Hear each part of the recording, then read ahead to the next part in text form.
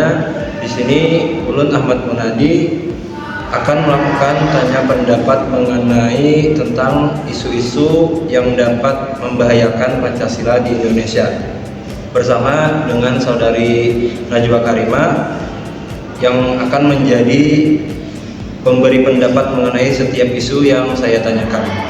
Baiklah, tidak perlu berlama-lama lagi.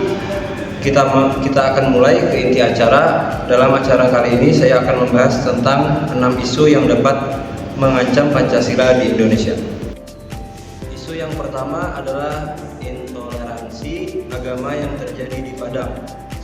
Jadi baru-baru ini ada sebuah kejadian di Padang yang berupa perusakan rumah doa orang-orang Kristen dan kekerasan terhadap anak-anak yang dilakukan sekelompok masyarakat di Padang. Pertanyaannya, bagaimana pendapat saudari Najwa Karima terhadap kejadian intoleransi di Indonesia? Apakah Anda memiliki solusi pribadi yang mungkin ingin Anda berikan?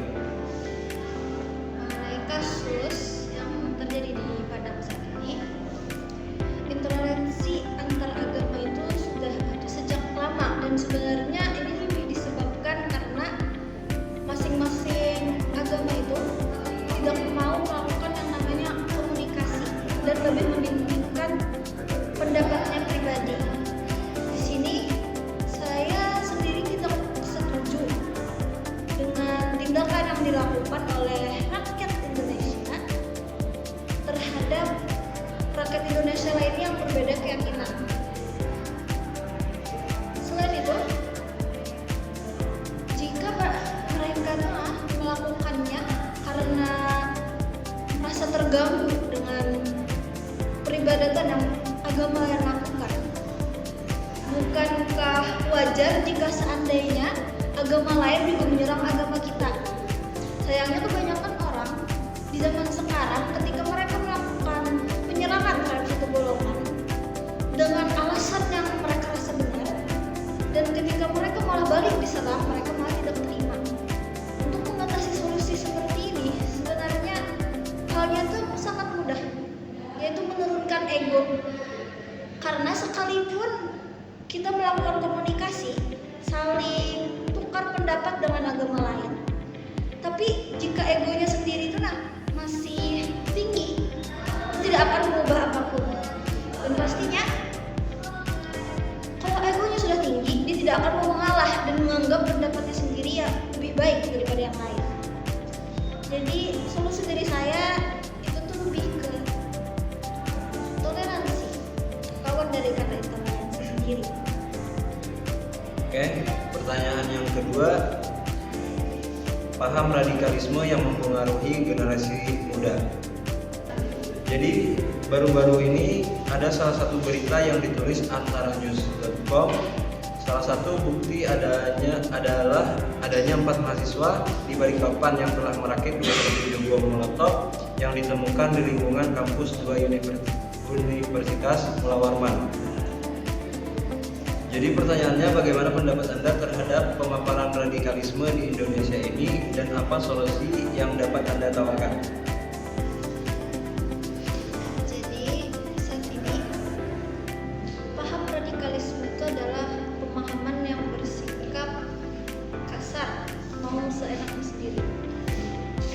Dan hal ini sangat berbahaya, terutama bagi orang-orang awam yang tidak begitu mengetahui tentang keadaan sebenarnya, dan mereka hanya ikut-ikutan.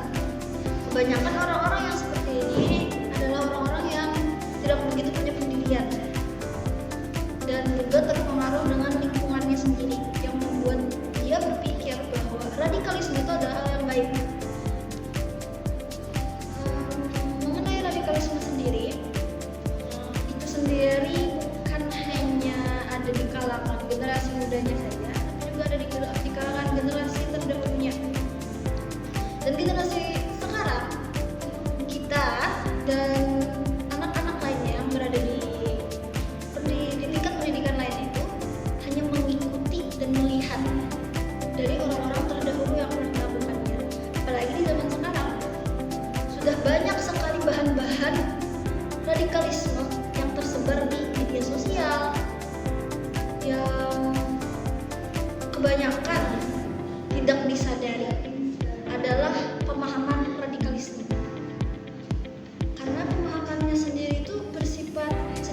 demi sedikit. Dan hal ini sangat berbahaya bagi anak-anak atau generasi muda tepatnya yang mengakses segala macam media sosial tanpa pengawasan orang tua. Jadi untuk solusi ini sendiri lebih diharapkan kepada generasi yang terdahulu yang telah memahami betapa paham radikalisme ini adalah sesuatu hal yang buruk, untuk memberi pemahaman kepada generasi muda saat ini, terutama di lingkungan keluarga mereka sendiri, mengenai bahayanya paham radikalisme ini, dan memberi pengarahan kepada para generasi muda untuk memilah informasi yang mereka dapatkan dari media sosial. Oke, lanjut ke isu yang ketiga, yaitu konten hoax deepfake. Seperti kasus-kasus yang baru ini, seperti mantan Menteri Keuangan Negeri kita, yaitu Sri Mulyani, yang dimana ada video beliau yang tersebar, yang mana beliau mengatakan guru itu adalah beban, dan beliau tidak pernah mengakui, tidak pernah melakukan pidato tentang hal tersebut. Jadi pertanyaannya, bagaimana pandangan Anda mengenai kasus ini? Apakah Anda memiliki solusi tersendiri mengenai permasalahan ini?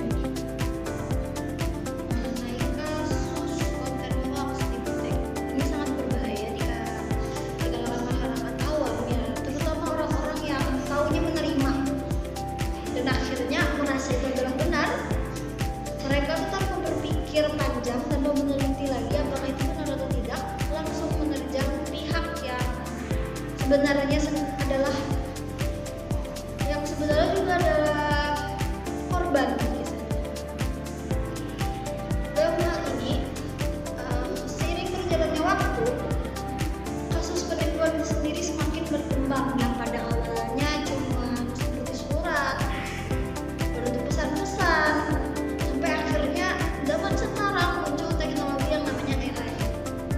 Dari AI sinilah orang-orang yang memiliki pemikiran yang memang dasarnya dari Allah tidak baik menggunakan segala macam teknologi AI yang sebenarnya digunakan untuk kemaslahatan masyarakat di dunia secara umum, malah mereka gunakan untuk kejahatan.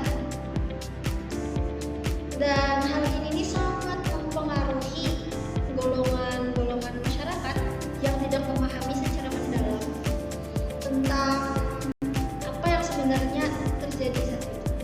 Karena sekarang ini AI itu bisa membuat tubuh seseorang yang bagian wajahnya sendiri itu bukan bagian dari tubuhnya itu, yaitu bisa jadi dari foto-foto orang-orang di segala media sosial itu bisa mereka ambil dan mereka edit dengan menggunakan AI itu dan akhirnya menguploadnya. Padahal orang itu sama sekali tidak tahu kalau misalnya foto mereka itu digunakan sebagai bahan menyebarkan hal-hal yang tidak baik. Dan ini nih, solusinya sendiri sampai saat ini lebih kepada berhati-hati menerima.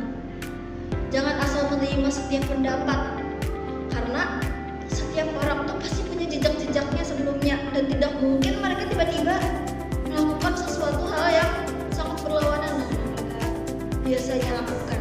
Contohnya seperti mantan Menteri Keuangan kita, yaitu Ibu Sri Mulyani. Sebelum-sebelumnya sih tidak pernah namanya menunjukkan ketidaksetujuan terhadap guru, karena guru-guru itu sebenarnya akar yang sangat kuat seharusnya dan tidak boleh asal cabut. Karena jika guru-guru itu tidak ada, maka Indonesia, tepatnya seluruh dunia lah, jika guru tidak ada yang membimbing, tidak ada yang mengajarkan sesuatu, maka dunia itu akan hancur. Negara mana? Lanjut ke isu yang keempat, yaitu upaya mengubah ideologi negara Indonesia. Selain konflik-konflik yang telah kita bahas, berdasarkan berita yang dibuat oleh antaranews.com, beberapa kalangan di masyarakat Indonesia sendiri mulai memiliki keinginan untuk mengganti ideologi Pancasila. Jadi pertanyaannya, bagaimana pendapat Anda mengenai hal ini? Menurut Anda, bagaimana pemikiran ini sendiri bisa muncul di kalangan masyarakat, dan apakah Anda memiliki solusi pribadi mengenai hal ini? Pertanyaan pertama, bagaimana hal seperti keinginan untuk mengubah ideologi Pancasila itu muncul? Kalau menurut saya, keinginan untuk mengubah ideologi Pancasila itu sendiri sebenarnya bukan berasal dari sesuatu yang tidak baik dulu. Karena pada akhirnya hal yang menyebabkan masyarakat ingin mengganti ideologi negara itu karena ini adalah konten yang agak sensitif. Karena masyarakat itu tidak puas dengan gaya pemerintahan saat ini. Ada banyak kasus yang timpang di kalangan masyarakat yang membuat mereka tidak lagi percaya bahwa pihak pemerintah dapat mengatasi masalah mereka. Apalagi dengan banyaknya korupsi di Indonesia sendiri yang membuat rakyat lain yang pada dasarnya itu sudah sangat kekurangan menjadi tambah kekurangan. Ya, slogan yang biasanya kita dengar, orang kaya makin kaya, orang miskin makin miskin. Dan kebanyakan keinginan untuk mengubah ideologi Pancasila itu lebih seperti mereka ingin mengubah sistem di Indonesia ini supaya lebih menguntungkan bagi negaranya sendiri, bagi rakyatnya. Tapi bukan berarti saya mendukung tindakan radikal untuk mengubah ideologi negara. Meskipun banyak suara-suara rakyat itu tidak terdengar, bukan berarti kita tuh harus melakukan kekerasan supaya pendapat kita didengar. Karena pada akhirnya hal-hal seperti itu akan memicu konflik lainnya yang muncul dari pihak yang tidak setuju terhadap pendapat kita. Dan itu tuh akan menjadi lingkaran setan yang tidak akan berakhir. Jadi, jika kita ingin mengubah negeri kita perlu mengubah diri kita dulu. Jangan asal mau melakukan perubahan besar di Indonesia ini, ketika perubahan kecil sendiri diabaikan. Karena sesuatu itu tidak mungkin langsung ke besar. Nabi Muhammad SAW sendiri melakukan dakwahnya secara diam-diam, pelan-pelan, sedikit demi sedikit, untuk kemudian menjadi lebih besar. Dari sini kita bisa melihat kalau misalnya kita ingin melakukan suatu perubahan di dunia, kita harus melakukannya dari hal-hal yang paling kecil. Seperti kita ingin menaiki tangga, seperti itu juga kita jika ingin mengubah keadaan di negeri kita saat ini. Jangan langsung ingin loncat menuju tingkat terakhir, karena kita tuh harus melakukan seperti teknik pembangunan lah. Kita harus mengadakan fondasi yang kokoh untuk kemudian naik membangun sebuah bangunan yang tidak akan terguncang sekalipun banyak oposisi yang terjadi. Baru tuh untuk pertanyaan kedua tadi, solusinya. Ya. Mengenai hal ini sendiri, seperti yang tadi saya bilang, lebih ke pribadi. Pertama-tama kita harus mengubah diri kita dulu, pelan-pelan, mengubah dari segala macam aspek. Baru kita mulai menuju ke organisasi. Hal sepertinya kita tidak bisa di saat ini sekarang untuk langsung menerjang ke pemerintah. Jangan apa-apa pemerintah, itu nggak tepatnya. Tapi kita harus mulai dari dasar. Percuma kita tuh melakukannya dengan tindak kekerasan jika pihak pemerintah memiliki kekuasaan. Ini bukan untuk melakukan radikalisme. Jadi jangan menganggap pendapat saya ini seolah-olah menyuruh kalian melakukan radikalisme. Tapi pengaruhi dulu rakyatnya, pengaruhi dulu banyak orang, sampai seluruh rakyat di Indonesia misalnya, atau kebanyakan mayoritas masyarakat di Indonesia mendukung pendapat Anda.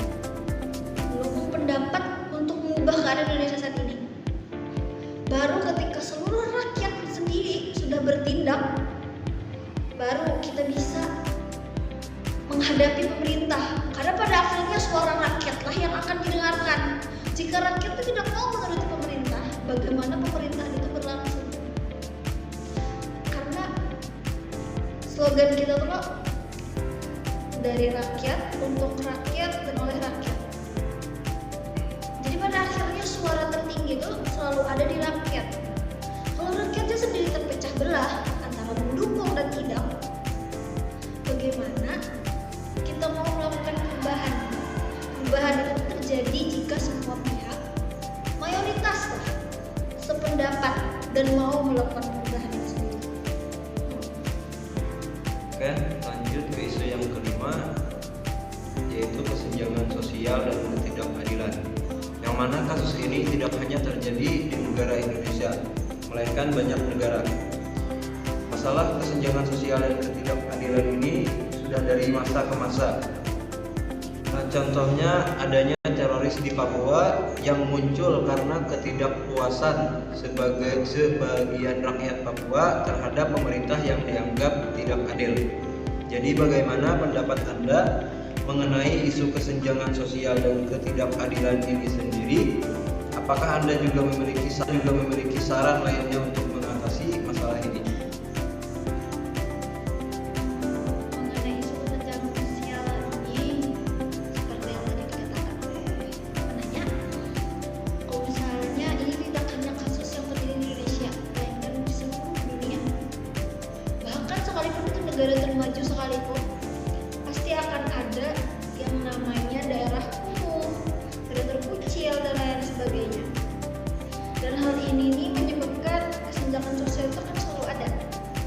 Cara mengatasinya itu tuh ada dua faktor besar yang saya lihat di sini, yang akan sangat mempengaruhi perubahan kesenjangan sosial sendiri, yaitu dari pihak pemerintah dan dari rakyat.